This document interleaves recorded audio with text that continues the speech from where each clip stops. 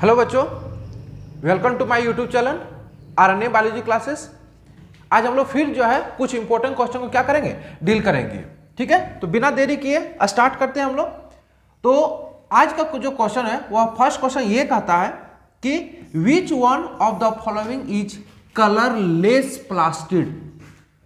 Plastid जो है वह कितने तरह का है, पहले ये समझो, फिर हम लोग पता करेंगे कि कलरलेस कौन सा है। तो प्लास्टिड जो है वह 3 तरह का था। ठीक है, एक क्लोरोप्लास्ट,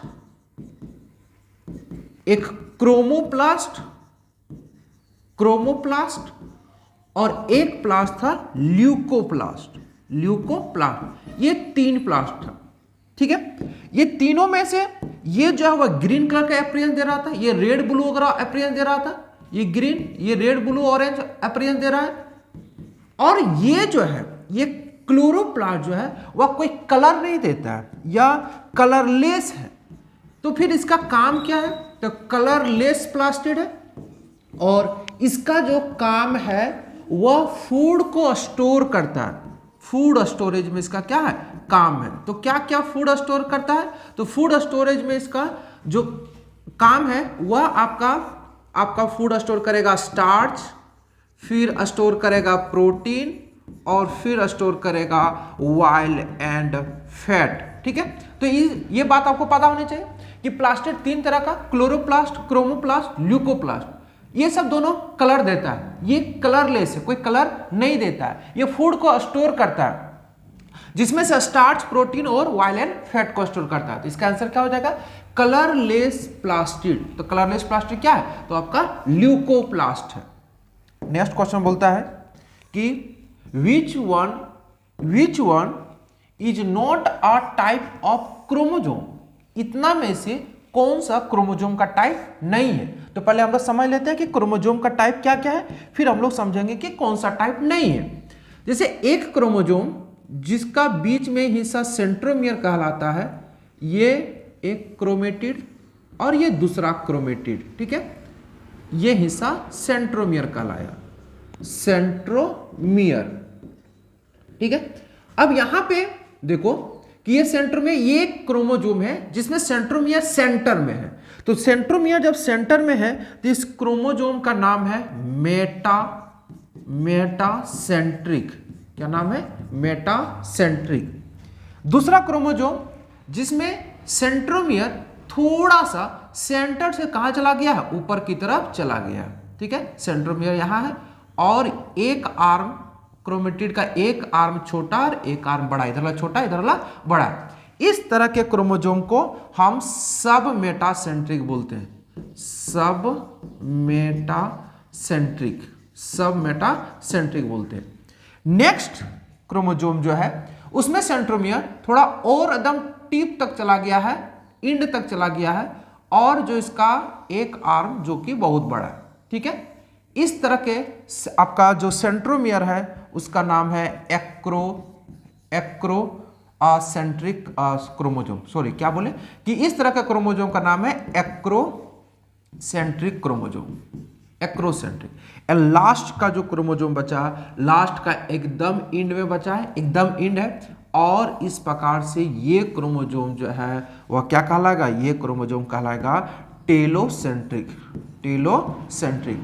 तो यहां पे किसके आधार पे आपका 4 क्रोमोजोम देखने को मिला, तो यहां पे जो आधार है वह है सेंट्रोमियर। सेंट्रोमियर के आधार पर कितने क्रोमोजोम देखने को मिला, तो सेंट्रोमियर के आधार पे 4, मेटासेंट्रिक, सब मेटासेंट्रिक, एक्रोसेंट्रिक, टेलोसेंट्रिक। यहां पे सेंटर में है सेंट्रोमियर, यहां पे थोड़ा सा ऊपर है, उससे ऊपर है, ये लास्ट में चला गया। ठीक है, अब इसमें तो मिला लो कि कौन सा नहीं होगा। तो मेटासेंट्रिक है, सब मेटासेंट्रिक है, एक्रोसेंट्रिक है, कौन सा नहीं है, तो यूसेंट्रिक। ही इसका क्या हो जाएगा, इसका आंसर हो जाएगा। ठीक है, नेक्स्ट क्वेश्चन क्या बोल रहा है, नेक्स्ट क्वेश्चन बोलता है कि सनलाइट, जो सूरज की रोशनी है, इसेंशियल, जरूरी है फॉर फोटोसिंथेसिस के लिए, प्रकाश संश्लेषण के लिए, demonstrated for the first time. इसको किसने जो है वो डिमोन्स्ट्रेट किया, प्रूव किया। देखो, एक था आपका साइंटिस्ट जिन्होंने क्या किया था कि प्रिज्म को इस प्रकार से ग्लास लिया था। ठीक है, और ग्लास के अंदर उन्होंने क्या किया था कि चूहा को माइस, एक कैंडल, माइस रखा था, साथ में क्या रखा था, एक कैंडल रखा था। कैंडल में आपका क्या है, कैंडल जल रहा है, और साथ में एक पुदीना का क्या है, गमला, जाके पुदीना का पौधा रखा था। ठीक है, यहां पे जो है वह क्या हुआ कि इस एक्सपेरिमेंट को 2 बार करके दोहराया गया। एक बार सूरज की रोशनी के प्रेजेंस में और एक बार सूरज की रोशनी के एब्सेंट में। जब सूरज की रोशनी पड़ रही थी तो पेड़ पौधे रिलीज कर रहे थे ऑक्सीजन, वह ऑक्सीजन का यूज कैंडल और चूहा कर रहा था।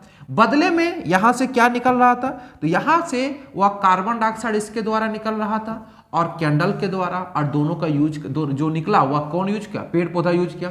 इस तरह से एक बैलेंस चल रहा था। तो जब सूरज की रोशनी थी उस समय ये ठीक ठाक चल रहा था, जब सूरज की रोशनी नहीं थी तो चूहा भी मर गया था और लाइट भी ऑफ हो गया था, बुझ गया था। तो इस एक्सपेरिमेंट को किसने किया था, तो इस एक्सपेरिमेंट को इंजन हाउस ने किया था। ओके, तो इसका साइंटिस्ट का नाम इस तरह से। नेक्स्ट क्वेश्चन क्या बोलता है, नेक्स्ट क्वेश्चन बोलता है interphase is also called age. ये वर्ड इंटरफेज कहां से आया, तो आप लोग को सेल साइकिल ध्यान में होगा। सेल साइकिल, सेल साइकिल को 2 फेज में बांटा गया, एक इंटरफेज में बांटा गया है और एक एम फेज में बांटा गया। इंटरफेज में आपका 3 फेज था, जो कि पिछला वीडियो में हम आपको बताए हैं। ठीक है, इस प्रकार से G1, S और G2। ठीक है, यहां पे एक फेज है G0, और इसके बाद यहां पे जो आपको देखने को मिलेगा ये सब, यहां पे आपका कैरियोकाइनेसिस, ये आपका karyokinesis that is division of nucleus, और साइटोकाइनेसिस। यहां पे आपका प्रोफेज, मेटाफेज, एनाफेज, और ये वाला फेज जो हो जाएगा वो आपका क्या हो जाएगा, टेलोफेज। ठीक है, यहां पे बोल रहा है कि क्वेश्चन पूछ रहा है कि इंटरफेज को और हम लोग किस नाम से जानेंगे। ये तीनों फेज G1, S और G2, ये तीनों फेज को हम लोग बोलते हैं इंटरफेज। इंटरफेज को हम लोग एक नाम हम लोग इसका जानते हैं प्रीपरेटरी फेज या प्रीपरेटिव फेज या प्रिपरेशन फेज भी बोल सकते हैं, और दूसरा फेज हम लोग बोलेंगे क्या, तो दूसरा फेज बोलेंगे हम लोग रेस्टिंग फेज। रेस्टिंग फेज मतलब इसमें कोई काम नहीं होता है, बस प्रोसेस रेडी होता है। तो इसका आंसर क्या हो जाएगा, तो इसका आंसर हो जाएगा रेस्टिंग फेज। इसका क्या हो जाएगा, आंसर हो जाएगा।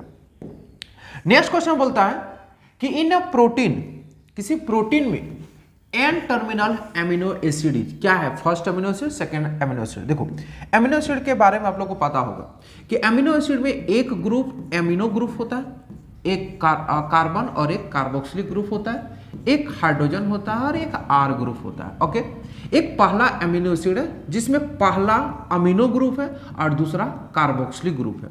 हमको पता है कि जो प्रोटीन बना है वह प्रोटीन बना हुआ किससे मिलके बना है, तो प्रोटीन का जो निर्माण हुआ है वह अमीनो एसिड के मिलने से हुआ है, अमीनो एसिड के मिलने से हुआ है। यानी अमीनो एसिड मिलके क्या चीज का निर्माण किया, तो प्रोटीन का निर्माण किया। अमीनो एसिड के बीच में कौन सा बॉन्ड, पेप्टाइड बॉन्ड मिलके क्या है, ये आपका पेप्टाइड बॉन्ड है, इसको भी ध्यान रखना है। ये पेप्टाइड बॉन्ड मिलके एक चेन बना जो कि किसका निर्माण कर लिया, प्रोटीन का। अब यहाँ पे अगर हम देखें तो आपका एक अमीनो एसिड यहाँ फिर जुड़ जाएगा। अगर हम इसको ऐसे करके लिखते हैं OH, और यहाँ पे एक दूसरा अमीनो ग्रुप का H ऐसे करके लिखते हैं C डबल बॉन्ड OH, यहाँ पे वाटर बन के क्या करेगा, निकल जाएगा। तो वाटर बन के निकला तो यहाँ पे कौन सा बॉन्ड बना, तो यहाँ पे बॉन्ड बना, पेप्टाइड बॉन्ड बन गया। तो यहाँ पे देखिए कि हर बार जो जुड़ेगा वह पिछला इस तरह जुड़ते जाएगा। इसमें जो पहला क्या रहेगा, तो पहला आपका अमीनो ग्रुप रहेगा, और लास्ट का कौन सा ग्रुप रहेगा, लास्ट कार्बोक्सिलिक ग्रुप रहेगा। तो पहला अमीनो ग्रुप का N ले लो तो N टर्मिनल हो जाएगा, ये पहला क्या हो जाएगा, N टर्मिनल, और ये जो ले लेंगे ये क्या हो जाएगा, C टर्मिनल, ये हो जाएगा C टर्मिनल। तो किसी भी प्रोटीन में जो चेन है उसमें पहला जो होगा वह N टर्मिनल होगा और N टर्मिनल फर्स्ट होगा, लास्ट जो होगा वह C टर्मिनल होगा। ठीक है, इसको ध्यान रखिएगा। तो अमीनो एसिड में पहला तो N टर्मिनल क्या है, तो फर्स्ट अमीनो एसिड है। ठीक है, नेक्स्ट क्वेश्चन बोलता है कि which one is a characteristic feature of phylum Chordata. ठीक है, क्या विशेष गुण है फाइलम कॉर्डाटा का? तो कॉर्डाटा का 4 फीचर है। ठीक है, पहला फीचर जो है वो आपका प्रेजेंस ऑफ नोटोकॉर्ड, रीढ़ की हड्डी, ये होना जरूरी है। Presence of dorsal nerve cord, पीछे जो स्पाइनल कॉर्ड होता है वह होना जरूरी है। Pair pharyngeal gill slit, gill slit sir हम लोग में गिल्स कहाँ मिलता है? ह्यूमंस में गिल्स कहाँ देखने को मिलता है? तो ह्यूमंस में गिल्स इम्ब्रायनिक स्टेज में देखने को मिलता है, बाद में वह डेवलप हो जाता है किसमें? लंग्स में। एंड आपका क्या है? पोस्ट एनल टेल, एक और होगा पोस्ट एनल टेल। इस प्रकार से आपका क्या होगा? चारों ऑप्शन सही है, तो इसका क्या होगा? All of these. ये कॉर्डाटा का फीचर है। नेक्स्ट क्वेश्चन बोलता है कि मेंबर ऑफ पोरीफेरा, पोरीफेरा का मेंबर को हम लोग और किस नाम से जानते हैं? देखिए यहां पे जो एनिमल किंगडम है, एनिमल किंगडम में जितना एनिमल्स, जितना फाइलम है, उसका क्या क्या और नाम है, इसको जरूर से याद रखिएगा। इससे क्या होगा ना कि एग्जाम पॉइंट भी से क्लियर हो जाएगा। जैसे कुछ कुछ नाम है जिसको हम लोग लिखते हैं, जैसे हम लोग पोरीफेरा को, पोरीफेरा को हम लोग क्या लिखते हैं? स्पॉन्ज। ठीक है, ठीक है। उसके बाद सिलेंटेटा, सिलेंटेटा को लिखते हैं नाइडेरिया। तीसरा है टेनोफोरा को हम लोग लिखते हैं सी वालनट। ठीक है, और कॉम जेली। फिर नेक्स्ट लिखते हैं प्लेटी हेलमिंथेस, प्लेटी हेलमिंथेस का नाम है फ्लेट वाल, फ्लेट वाल। चौथा है आपका एस्चल मिंथेस का नाम है राउंड वाल, राउंड वाल। इस प्रकार से ये सबका क्या है? एक कुछ एनोदर नेम है, दूसरा नाम है। तो ये 5 को क्या करना है? आपको याद रखना है, एग्जाम पॉइंट भी से क्या रहेगा? इंपॉर्टेंट रहेगा। तो पोरीफेरा का क्या है? आपका स्पॉन्ज है, ये ध्यान रखना है। नेक्स्ट क्वेश्चन क्या बोलता है? नेक्स्ट क्वेश्चन बोलता है कि सिम्बायोटिक एसोसिएशन है, एक म्यूचुअल दोस्त एसोसिएशन है, म्यूचुअल एसोसिएशन है, जिसमें सिम्बायोटिक एसोसिएशन के तहत 2 ऑर्गेनिज साथ में रहेगा और दोनों एक दूसरे को क्या करेगा? मदद करेगा। जैसे एक ऑर्गेनिज यहां है और एक ऑर्गेनिज यहां है, अगर दोनों साथ में रह रहा और एक दूसरे को प्रॉफिट पहुंचा रहा है, एक दूसरे को मदद कर रहा है, तो हम उसको सिम्बायोटिक एसोसिएशन बोलते हैं। अरे आ एसोसिएशन किसके बीच में है? तो एल्गी और फंजाई के बीच में है। तो एल्गी और फंजाई के बीच में जो दोस्ती है उसको हम लोग पहले भी पढ़ चुके हैं, वह क्या है? वह लाइकेन है। ठीक है, नेक्स्ट क्वेश्चन क्या बोलता है? नेक्स्ट क्वेश्चन ये बोलता है कि one on the basis of shape, shape के आधार पे which one of the following is not a category of bacteria. Bacteria का कुछ मेजर शेप एनसीईआरटी ने दे रखा है। क्या क्या शेप दे रखा है? तो बैक्टीरिया का कुछ मेजर शेप में इस प्रकार से राउंड स्फेरिकल शेप दे रखा है, ये स्फेरिकल शेप। ठीक है, कुछ शेप जो है वह इस प्रकार से देखा है, इस प्रकार से, ये रॉड शेप। कुछ इस प्रकार से दे रखा है,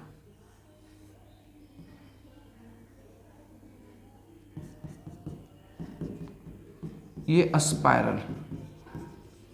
एंड कुछ शेप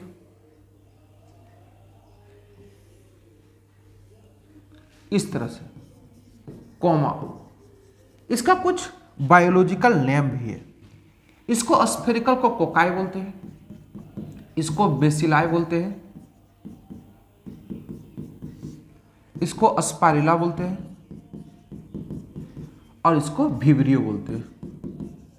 ठीक है, ये कुछ शेप का नाम। ये 4 शेप है जिसमें कौन सा शेप नहीं है? देखो कोकस या कोकाई ये है, स्पाइरलम ये है, स्पाइरुला ये सिंगुलर में और प्लूरल में। कौन शेप आपका नहीं देखने को मिलेगा? और बेसिला या बेसिलस यहां पे है, तो इसका आंसर क्या हो जाएगा? तो इसका आंसर सी नंबर हो जाएगा। नेक्स्ट क्वेश्चन बोलता है, नेक्स्ट क्वेश्चन ये बोलता है कि प्रोटीन कॉट, प्रोटीन का जो कॉट है वो वायरस का इज कॉल्ड क्या बोलेंगे? देखो वायरस का ये जो है आपका प्रोटीन का कॉट है,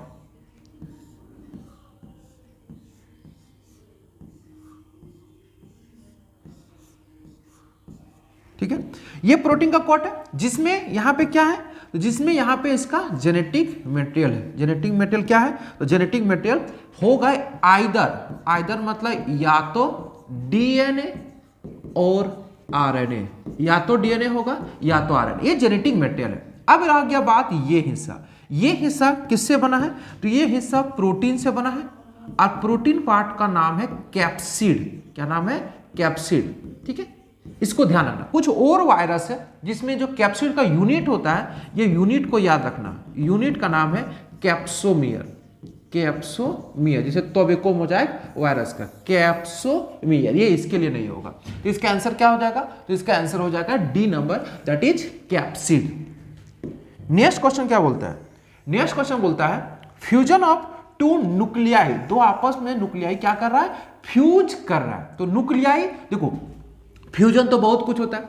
अगर दो सेल आपस में फ्यूज कर, ये दोनों सेल है, तो हम उसको प्लाज्मोगेमी बोलेंगे, प्लाज्मोगेमी। लेकिन अगर मान ले कि यह दो सेल आपस में जब फ्यूज हुआ तो कोई एक सेल बना होगा, और एक सेल में इसका जो न्यूक्लियस होगा, इसका और इसका, वह दोनों एक जगह आया होगा। तो दोनों न्यूक्लियस जब आपस में फ्यूज करेगा तो हम फिर उसको टर्म क्या यूज करेंगे, तो इसका टर्म यूज करेंगे कैरियोगेमी।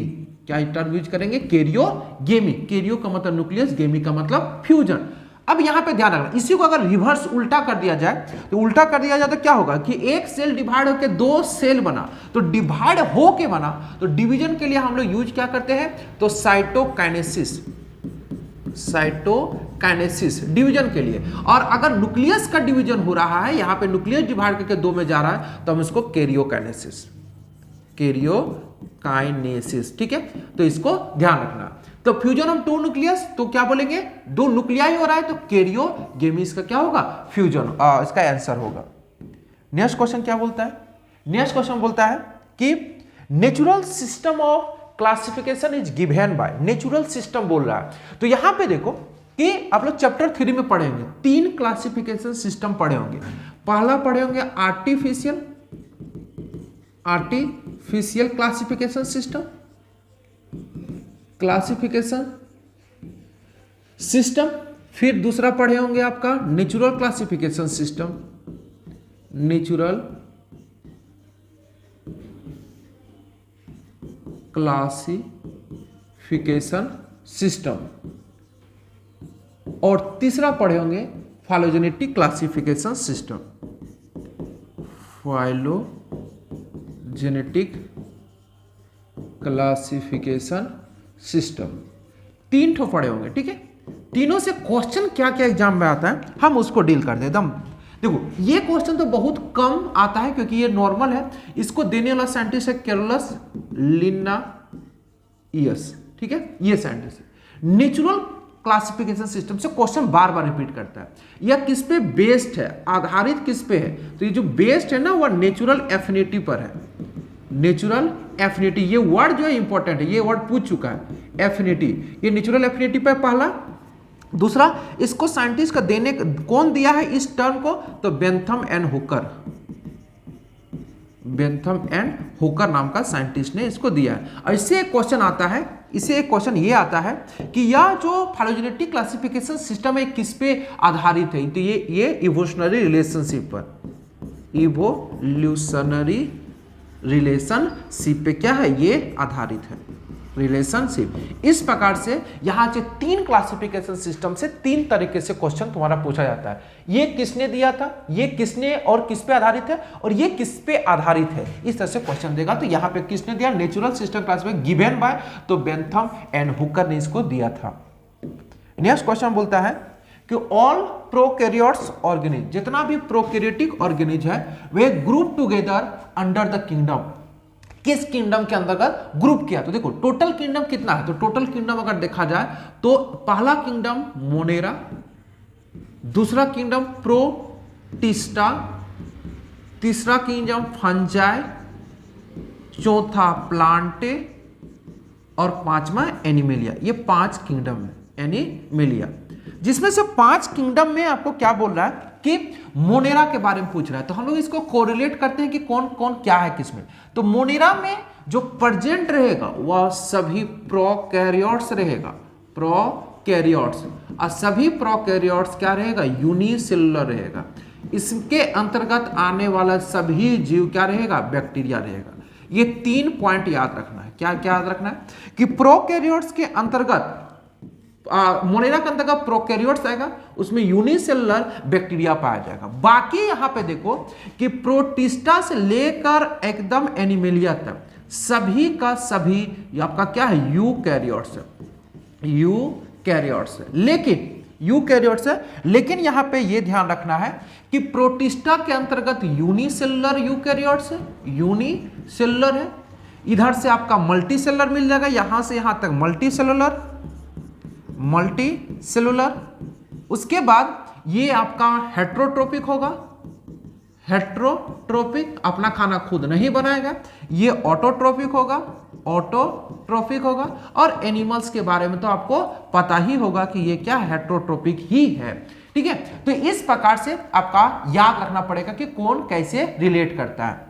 तो इसका आंसर क्या हो जाएगा, तो कौन सा अंतर्गत, प्रोकैरियोट्स ऑर्गेनिज्म तो मोनेरा के अंतर्गत रखा है, बाकी प्रोटिस्टा फंजाई सब क्या है, यूकैरियोट है। नेक्स्ट क्वेश्चन क्या बोलता है, नेक्स्ट क्वेश्चन बोलता है कि in photosystem 1 reaction centre has absorb peak level. देखो फोटोसिस्टम 1 कहां से आया, इसको थोड़ा सा हम लोग देख लेते हैं। से क्लोरोप्लास्ट, ध्यान में होगा chloroplast, chapter 13 photosynthesis higher plant. ये क्लोरोप्लास्ट डबल वॉल में डबल मेम्ब्रेन से बना हुआ है, जिसमें से अंदर में कुछ इस प्रकार के सिक्के जैसे संरचना रहा करता था, जिसका नाम है थाइलाक्वाइड। और थाइलाक्वाइड मिलकर क्या बनता है, ग्राना मिलता है। तो थाइलाक्वाइड यहाँ पे जो है उसको थोड़ा सा हम जूम करते हैं, ठीक है। थाइलाक्वाइड को थोड़ा सा हम बड़ा किए, ये थाइलाक्वाइड को, तो यहाँ पे क्या देखते हैं, ये रहा थाइलाक्वाइड। थाइलाक्वाइड में हम देखते हैं कि 2 सिस्टम है, एक यहाँ पे सिस्टम है जिसको पहले खोज किया गया है, दैट इज फोटोसिस्टम 1, और एक यहाँ पर है जिसको बाद में रिसर्च से खोज हुआ, दैट इज फोटोसिस्टम 2। तो 2 सिस्टम आ गया। इसका नाम है फोटोसिस्टम 1 और इसका नाम है फोटोसिस्टम 2। दोनों को कैसे याद रखें, तो फोटोसिस्टम 1 जो है वह मैक्सिमम सूर्य से आने वाली किरणें जो होती है उसमें वह मैक्सिमम 700 वेवलेंथ को एब्जॉर्ब कर सकता है, इसलिए इसको नाम है P700। कितना तक एब्जॉर्ब कर सकता है, तो सूर्य से आने वाली किरणों में 700 वेवलेंथ तक क्या कर सकता है, वह एब्जॉर्ब कर सकता है, 700 नैनोमीटर वेवलेंथ को। ये जो है वह सूर्य से आने वाली लगभग 680 तक लास्ट एब्जॉर्ब कर सकता है, इसलिए इसका नाम है P680। तो यहां पे क्या बोल रहा है, फोटोसिस्टम 1 कितना एब्जॉर्ब करता है, तो 700 नैनोमीटर क्या करता है, इसको एब्जॉर्ब कर पाता है। नेक्स्ट क्वेश्चन क्या बोलता है कि the fixation of carbon dioxide का फिक्सेशन हो रहा है into a stable intermediate compound. Stable intermediate compound में कार्बन डाइऑक्साइड का फिक्सेशन हो रहा है, तो इसको हम क्या बोलेंगे, तो कार्बन डाइऑक्साइड का जब फिक्सेशन होगा इंटरमीडिएट कंपाउंड में, तो हम लोग उसको देखना पड़ेगा कि वह क्या कहलाएगा, ठीक है। देखो 2-3 स्टेप में चलता है। जैसे सबसे पहले RUBP, राइबोलोज बाइफॉस्फेट, राइबोलोज 1,5 बाइफॉस्फेट, जो कि कितना कार्बन का है, वह 5 कार्बन का है।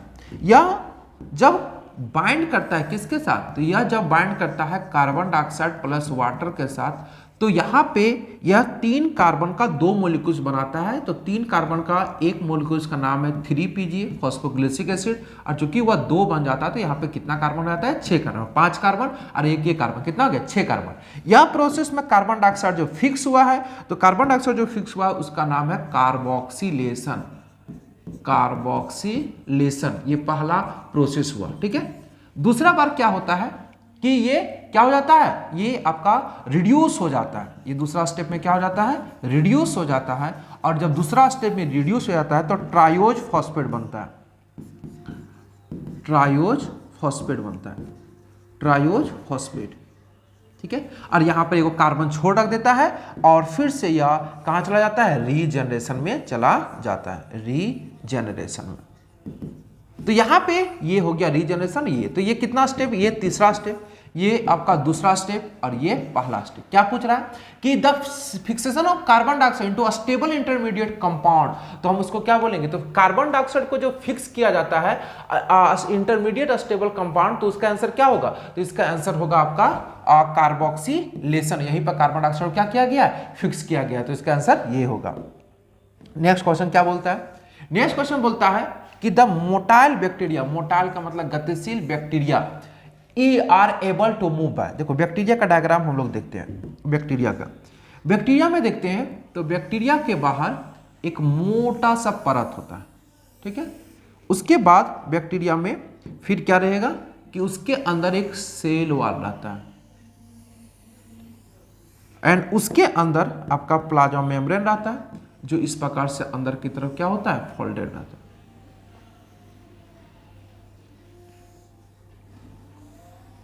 ठीक है, इस प्रकार से यहां पे जो है इसका सबसे बाहर का नाम है ग्लाइकोकैलेक्स, ठीक है। इसका नाम है सेल वॉल, इसका नाम है प्लाज्मा मेम्ब्रेन।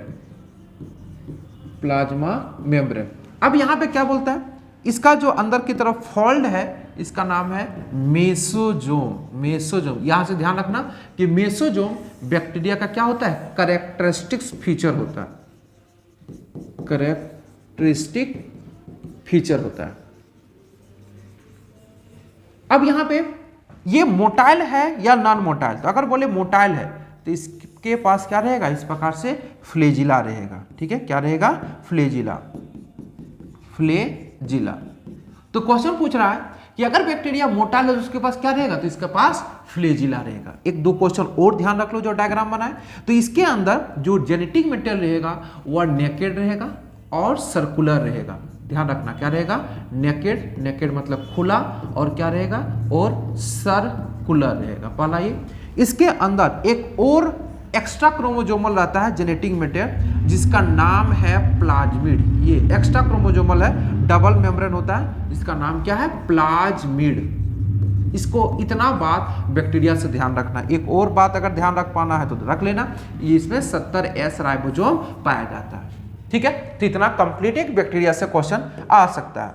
नेक्स्ट क्वेश्चन बोलता है कि इन डाइकोट प्लांट की बात किया जा रहा है कि अस्टोमाटा कंपोज्ड ऑफ, अस्टोमाटा किससे बना हुआ है डाइकोट में। देखो डाइकोट प्लांट और मोनोकोट प्लांट पे जो आपका अस्टोमाटा है वह किसके शेप का है, तो डाइकोट में अगर देखा जाए तो इसका शेप कुछ इस प्रकार से है, ठीक है। इसका शेप कुछ इस प्रकार से, ठीक है। ये शेप का नाम बीन शेप है, बीन शेप। और अगर मोनोकोट की बात किया जाए तो मोनोकोट में इसका जो शेप है वह इस प्रकार से, इस प्रकार से, ठीक है। ये शेप का नाम है डम बेल शेप, ठीक है। दो शेप है आपका, एक पहला शेप है बीन शेप, दूसरा है डम्बल शेप। ये जो मिलेगा वह डाइकोट में मिलेगा, डाइकोट में, और ये जो मिलेगा वह मोनोकोट में मिलेगा, मोनोकोट में देखने को मिलेगा। तो ये क्वेश्चन क्या पूछ रहा है कि डाइकोट में अस्टोमाटा किससे बना हुआ, तो डाइकोट में अस्टोमाटा जो बना है वह गार्ड सेल से बना है, ठीक है। जो कि शेप कैसा है, बीन शेप। ये इसको भी गार्ड सेल बोलते हैं, इसको भी गार्ड सेल, इसका नाम क्या है, गार्ड सेल। इसका भी नाम है गार्ड सेल, लेकिन इसका शेप कैसा है, डम्बल शेप, और इसका शेप कैसा है, बीन शेप है।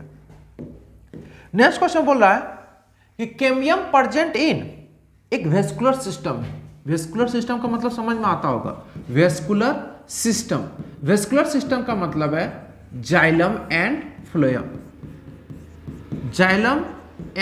फ्लोएम दोनों मिलके क्या बनाता है, vascular system. Xylem and phloem के बीच जैसे ये एक कट हिस्सा निकाला गया, ठीक है, जिसमें से यहां पे आपका कुछ इस प्रकार से, ठीक, ये ऊपर वाला, ये नीचे वाला हिस्सा जाइलम, ऊपर का हिस्सा फ्लोएम।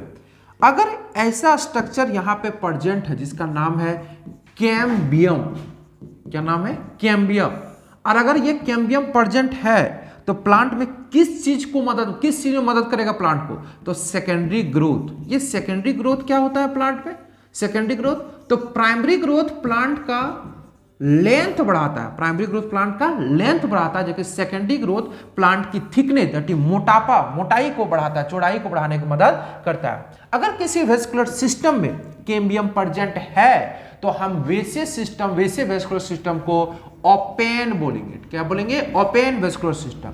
या ग्रोथ को करने में मदद करता है, मोटाई बढ़ाने में मदद करता है, तो जनरली ये जो मिलेगा वह डाइकोट प्लांट में मिलेगा। डाइकोट किसमें मिलेगा? डाइकोट प्लांट में मिलेगा। तो इसका आंसर क्या हुआ? कैम्बियम प्रेजेंट इन, तो ये जो रहेगा वह ओपन वेस्कुलर सिस्टम में क्या रहेगा? प्रेजेंट रहेगा। नेक्स्ट क्वेश्चन क्या बोलता है? नेक्स्ट क्वेश्चन बोलता है वेस्कुलर बंडल कंटेन, अभी कुछ देर पहले बताया कि वेस्कुलर बंडल में क्या क्या रहेगा, तो वेस्कुलर बंडल में एक जाइलम रहेगा और एक फ्लोएम। तो इसका आंसर क्या हो जाएगा? बोथ। जाइलम का काम क्या है? तो मिट्टी से, दैट इज जो जमीनी है वहां से वाटर और मिनरल्स को लेके कहा जाएगा? तो लीफ तक। जबकि फ्लोएम को क्या काम है? फूड को डिस्ट्रीब्यूट करना है, ठीक है, फूड को ट्रांसपोर्ट करना है, फूड को क्या करना है? ट्रांसपोर्ट करना है। तो ये रहा आपका इसका। नेक्स्ट क्वेश्चन बोलता है, नेक्स्ट क्वेश्चन ये बोलता है कि बुलीफॉर्म सेल अकर, ये बुलीफॉर्म सेल कहां मिला? ये पहले समझो, बुलीफॉर्म सेल है कहां? तो मोनोकोट लीफ में है। मोनोकोट लीफ में आपका ये सेल है जिसका नाम क्या है? बुलीफॉर्म। मोनोकोट में क्या करता है? वाटर होल्ड करके रखता है, वाटर होल्डिंग सेल है, वाटर होल्ड करके रखता है। साथ में ये कलरलेस सेल है, कोई कलर इसमें नहीं पाया जाता, कोई कलर नहीं है। तो ये किसमें मिलेगा? तो ये मिलेगा मोनोकोट में, ठीक है, मोनोकोट के लीफ में मिलेगा। नेक्स्ट क्वेश्चन बोलता है कि ट्राइकोम्स अकर इन, ट्राइकोम्स क्या है पहले ये समझो। जैसे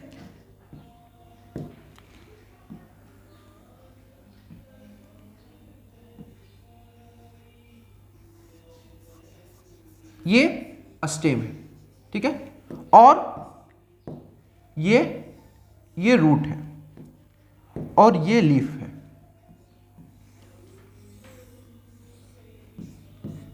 ठीक है, इस प्रकार। यहां पे क्या बोल रहा है कि आपका स्टेम के ऊपर एपिडर्मिस का लेयर है,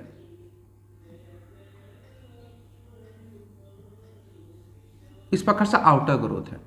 अगर हम इसको यहां दिखा दें तो इस प्रकार से ये ग्रोथ है, एपिडर्मल का ग्रोथ है इस प्रकार से, ठीक है। तो एपिडर्मिस का ग्रोथ सब जगह है, स्टेम में भी है, लीफ में भी है और रूट में भी है, लेकिन इसका नाम अलग अलग जगह पे अलग अलग है। यहां पे रूट में इसका नाम है रूट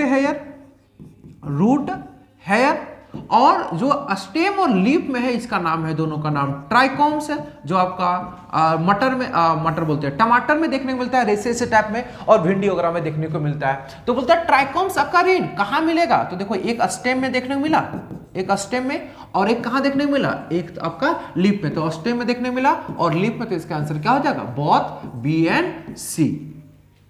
नेक्स्ट क्वेश्चन क्या बोलता है? इन फ्रॉग, मेढक की बात किया जा रहा है, urine, gametes and faecal matter pass through common chamber. देखो एक कॉमन चैम्बर होता है इस प्रकार से फ्रॉग में,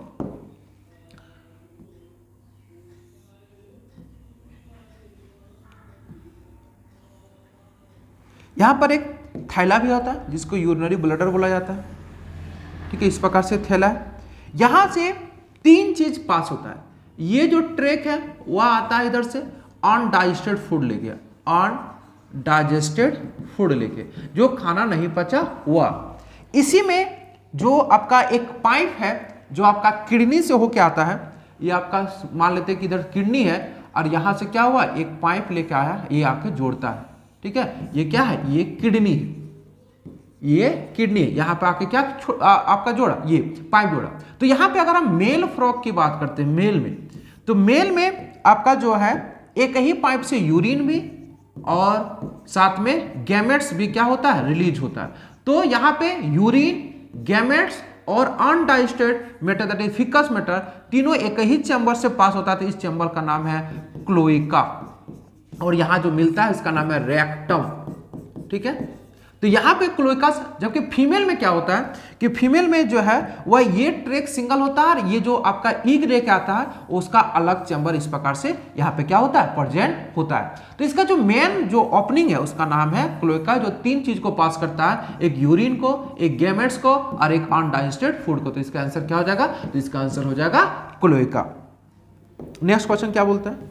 नेक्स्ट क्वेश्चन बोलता है कि विंटर स्लीप। देखो बहुत ज़्यादा गर्मी और बहुत ज़्यादा ठंड में मेढक देखने को नहीं मिलता है। इसका रीजन है कि वह लंबे समय तक क्या हो जाता है, अपना सो जाता है। तो अगर वह विंटर में सोया है, अगर विंटर में नहीं दिख रहा है तो हम उसको क्या बोलेंगे, और अगर समर में सोया है तो हम इसको क्या बोलेंगे। तो जो समर वाला है उसका नाम है एस्टिवेशन, एस्टिवेशन, और जो विंटर में सोया है उसका नाम है हाइबरनेशन। क्या नाम है, हाइबरनेशन। तो इसको ध्यान कैसे रखें, कैसे याद रहेगा, तो इसको याद रखना, देखो यहाँ पे एस वर्ड है और यहाँ पर एक एस वर्ड है, इसी से समर को एस्टिवेशन है, इसमें कहीं एस नहीं मिलेगा, और ये विंटर को क्या बोलेंगे, हाइबरनेशन। तो इस प्रकार से विंटर स्लीप है तो विंटर को क्या बोलेंगे, हाइबरनेशन। वही समर रहता तो क्या कहलाता है, एस्टिवेशन। नेक्स्ट क्वेश्चन बोलता है इन फ्रॉग, मेढक में year is represented by. Frog में एक्सटर्नल ईयर नहीं होता है। फ्रॉग में अगर इस प्रकार से देखा जाए, ठीक है, इस प्रकार है, तो फ्रॉग में यहाँ पे एक हॉल होता है, हॉल। इस हॉल का नाम है टिम्पेनम। इस हॉल का क्या नाम है, टिम्पेनम। तो टिम्पेनम क्या करता है, टिम्पेनम रिप्रेजेंट करता है किसको, तो ईयर को, जो कि बैलेंसिंग ऑर्गन है, सुनने के साथ साथ बैलेंस करने का काम करता है। इसका दो काम है, पहला काम है हियरिंग, हियरिंग दैट इज सुनना, और दूसरा काम क्या है, बैलेंसिंग, बैलेंस करना, हियरिंग और बैलेंसिंग। नेक्स्ट क्वेश्चन क्या बोलता है, नेक्स्ट क्वेश्चन बोलता है कि male frog differentiate from female frog. Male frog कैसे फीमेल फ्रॉग से क्या है, अलग है। तो यहां पे देखो, मेल फ्रॉग के गला के पास यहां पे एक वोकल सेक होता है, ये जो है ना, ये क्या है, वोकल सेक होता है। मेल थोड़ा सा स्वेलिंग टाइप में होता है, जैसे ये है आपका उसका गला, तो यहाँ पे क्या होता है, इस प्रकार से उठा हुआ रहता है, वोकल सेक होता है, जिससे टर टर की आवाज आती है।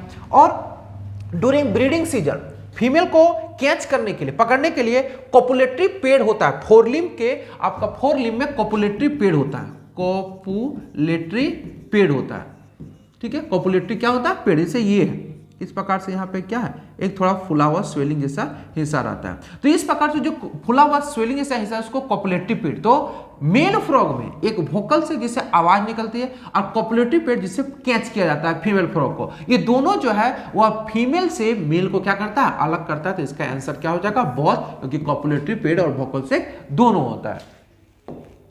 नेक्स्ट क्वेश्चन क्या बोलता है, नेक्स्ट क्वेश्चन बोलता है फ्रॉग वाटर एब्जॉर्बर। एक चीज ध्यान रखना कि फ्रॉग कभी वाटर पीता नहीं है, इसकी जितनी भी वाटर की रिक्वायरमेंट होती है सब क्या कहता है, बॉडी से एब्जॉर्ब किया जाता है, स्किन से। सीधा इसका क्या आंसर होगा, वह स्किन होगा।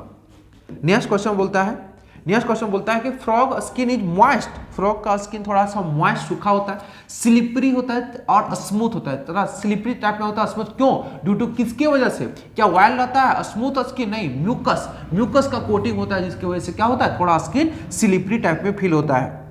नेक्स्ट बोलता है फ्रॉग रिस्पायर थ्रो। फ्रॉग कैसे रिस्पायरेशन करता है, देखो फ्रॉग कहाँ कहाँ रहता है, पहले ये समझ। फ्रॉग वाटर में भी रहता है और एक जमीन में भी रहता है, टेरेस्ट्रिया, टेरेस्ट्रिया। वाटर में एक इसका जब डेवलपमेंट होता है तो इनडायरेक्ट डेवलपमेंट में एक टेडपोल स्टेज आता है, टेडपोल।